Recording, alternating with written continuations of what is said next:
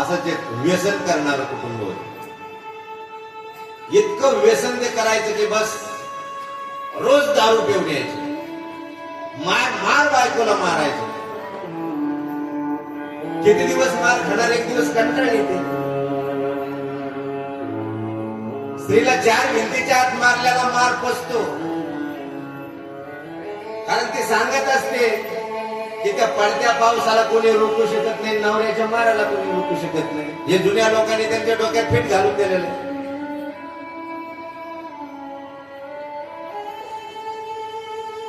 एक दिवस दुसरा पेणारा मित्र त्याला म्हटला की अरे घरात काय बायकोला मारतो, तुझ्यात हिंमत असेल तर चौकात मार, आजच्या दिवसाच्या पूर्ण दारूचा खर्च मी करतो.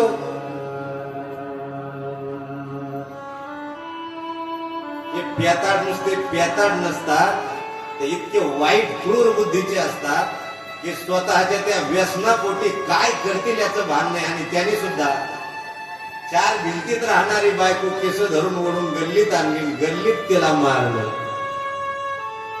ज्यावेळेस गल्लीत तिचा अपमान झाला त्याच वेळेस तिनं ठरवलं की बस आता आपलं जीवन आपण ठेवायचं नाही. ज्याच्या शेतामध्ये खुरपायला गेली त्याच्या शेतातून औषधाची बाटली घेऊन आली, घरात आली, घरात बाटली ठेवली. लहान लहान चिमुरडे मुलं होते, एक 9वीला शिकणारा, एक 7वीला शिकणारा.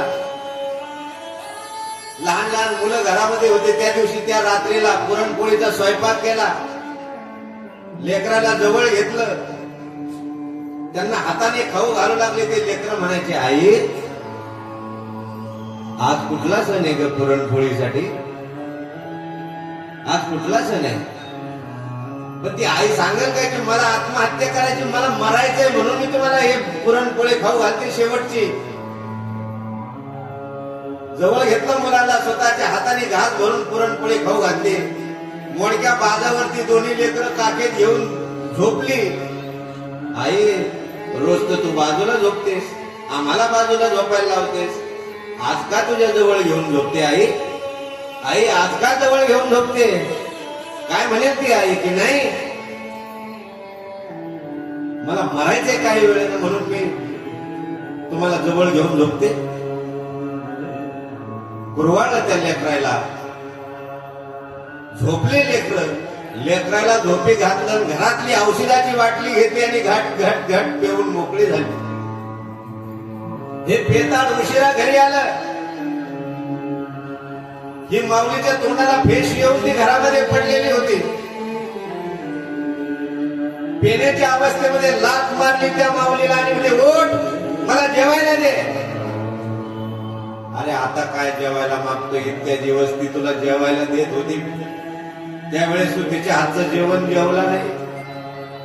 अनेक प्रकारच्या ठिकाणावर जाऊन जेवू जेवू आला आणि तिच्या हातचं त्यावेळेस तुला गोड लागला नाही. आज मात्र मेलेल्या मुडद्याला लाथ मारून जेवण मागतो.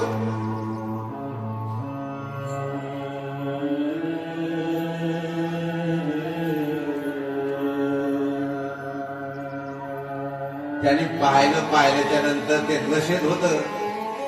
काही वेळ त्यांनी जेवण मागितलं आणि ते नशेमध्ये तसंच पडलं.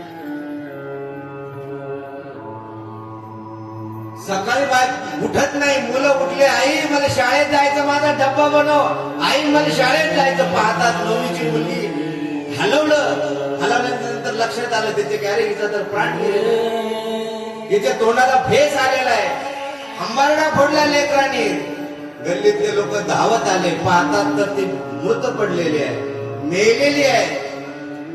या पेताळाच्या लक्षात आलेलं आहे की आपल्याला त्रासाला कंट्रोल ही औषध केलेली. त्यांनी घरातून धूम ठोकली, त्यांनी विहिरीत जाऊन जीव दिला. ती विहिरीत गेलं, ही घरात गेली. लेकरं तर पारखे झाले ना. तिचा अंत्यसंस्कार करण्यात आला, त्याचा अंत्यसंस्कार करण्यात आला. काही दिवसांनी पोळ्याचा सण जवळ आला. वनवासी पडलेले लेकरं याच्या त्याच्या सहाऱ्याने राहत होते. पोळ्याचा सण जवळ आला. त्यातली जी पोरगी मोठी होती तिला लोकांचे शब्द ऐकून ऐकून कळत होतं की जो बैल धरतो ना, बैल, त्या बैल धरणाऱ्याला पूर्णाची पोळी खायला भेटत. मग ते पाहत होते की आपल्याला कोणाचे बैल आपल्याला धरता येईल, पोळ्यामध्ये उभा करता येईल, की जेणेकरून आज आपल्याला पुरणाची पोळी खायला भेटेल या सणाच्या दिवशी.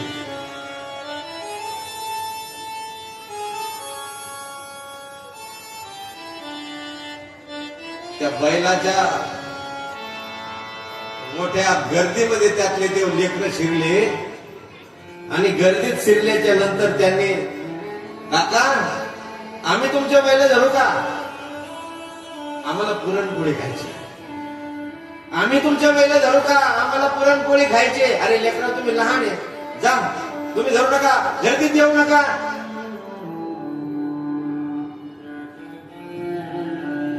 गल्ली गल्लीनं लेकरं फिरत होते.